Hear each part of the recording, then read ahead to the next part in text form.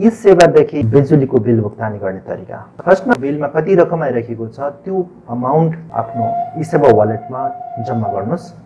त्यसपछि top-up मेनुमा click गर्नुहोस्। Electricity and water लेखेको छ, यसमा क्लिक गर्नुहोस्। यसमा इलेक्ट्रिसिटी देख्नुहुन्छ, यसलाई क्लिक गर्नुहोस्। काउन्टरमा तपाईले अनलाइनमा तिर्नुभन्दा अगाडि कुन ठाउँमा बिजुलीको बिल भुक्तानी गर्नुहुन्थ्यो त्यो ठाउँको नाम चुज गर्नुहोस्। यसमा मैले पोखरा चुज गरेँ।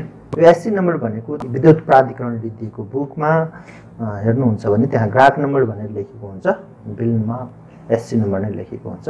यसमा आफ्नो एससी नम्बर सहीसँग लेख्नुहोस्। यो कस्टमर नम्बर भनेको छ, यसमा आफ्नो कस्टमर नम्बर टाइप गर्नुहोस्। यस पछाडि प्रोसिड बटनमा क्लिक गर्नुहोस्। यसमा राम्रोसँग आफ्नो नाम, customer ID and SC number यो तीनवटा कुरा प्रपरली चेक गर्नुहोस्। त्यस पछाडि स्क्रोल गर्नुहोस्। यो सबै स्टारसँग जोड्दाखेरि यसले देखाउँदैछ 1058 भनेर। अब यो तपाईँ तिर्न रेडी हुनुहुन्छ भने यो प्रोसिड बटनमा क्लिक गरिदिनुहोस्। यस पछाडि फेरि यो स्क्रिनमा आइसकेको हुन्छ, यसमा पनि तपाईँले रिचेक गर्न सक्नुहुन्छ। यो कुरा ठिक छ भने यसमा पे भिया सेवा यो अप्सनमा क्लिक गरिदिनुहोस्। डन।